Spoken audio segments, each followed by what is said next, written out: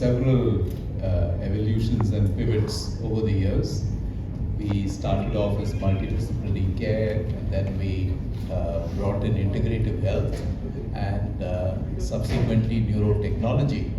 And of course, the last version of the website we felt was not really reflective of the work that we do in terms of the advanced technologies that we've brought in. So the new website really captures all that work that we do.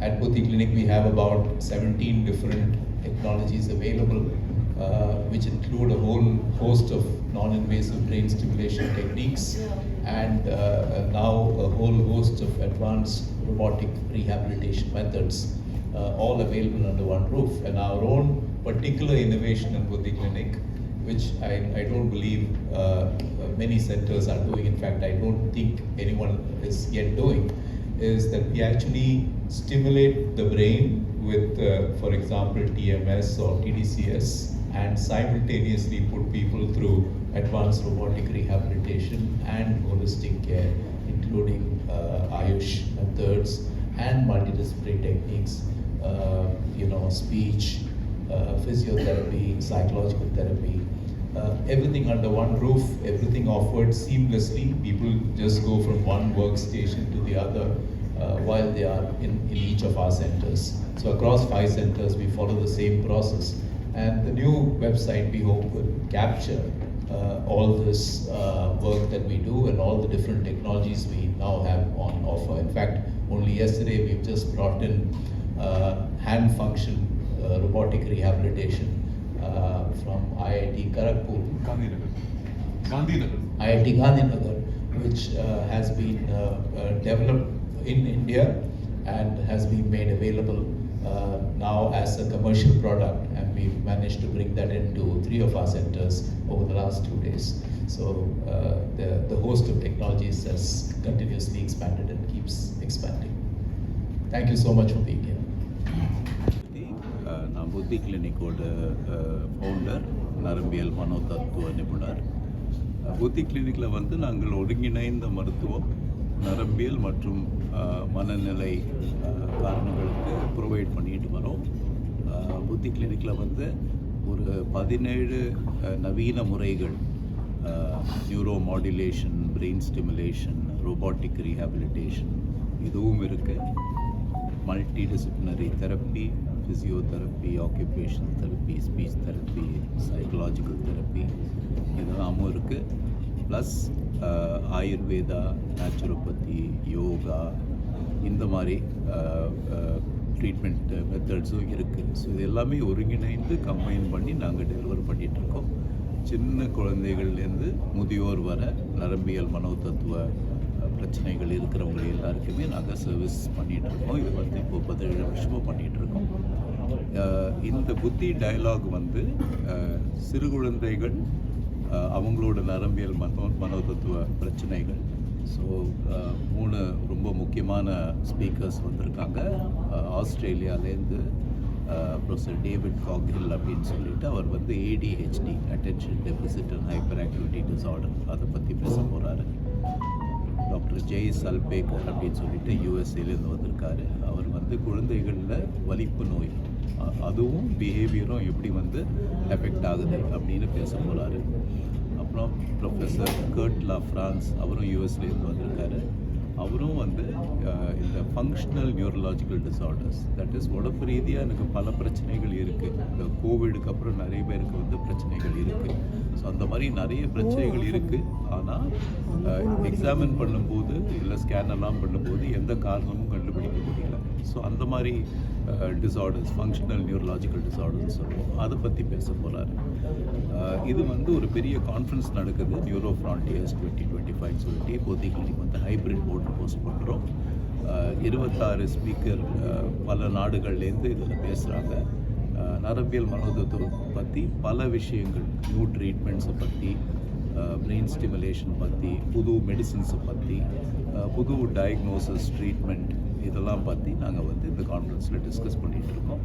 இந்த புத்தி dialogue வந்து அந்த கான்ஃபரன்ஸோடு attach பண்ணி பண்ணுற ஒரு program, ஒரு outreach program. மக்களுக்கு வந்து விழிப்புணர்வு இதெல்லாம் பற்றி வரணும்னு சொல்லிட்டு அதுக்காக நம்ம ப்ரோக்ராம். நீங்கள்லாம் வந்ததுக்கு ரொம்ப சந்தோஷம். மக்கள் வந்து விழிப்புணர்வுன்னு சொன்னீங்க. ஸோ எந்த மாரி ப்ரிகாஷன்ஸ் எடுத்தா கொஞ்சம் பெட்டராக இருக்கும்?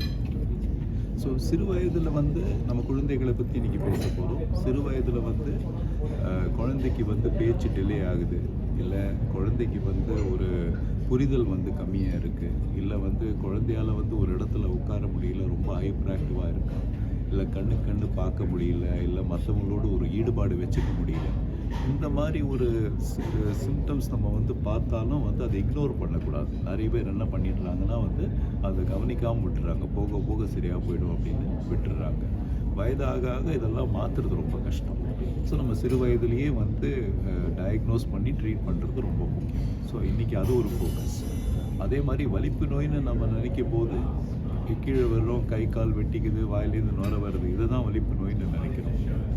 ஒரு நேரத்தில் வந்து வலிப்பு நோய் வந்து வித்தியாசமாக வந்து ப்ரெசென்ட் பண்ணலாம். நமக்கு புரியவே புரியாது அந்த வலிப்பு நோய்னு சொல்லிட்டு. ஜஸ்ட் நேராக பார்த்துக்கிட்டே இருப்பாங்க, பேசாமல் இருப்பாங்க.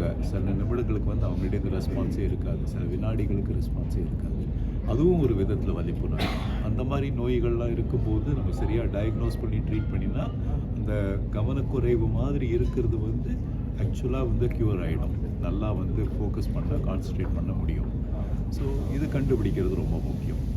அதே மாதிரி ஒரு வயதாக ஆக மக்களுக்கு வந்து ஸ்ட்ரோக் வரதுக்கு வாய்ப்பு இருக்குது.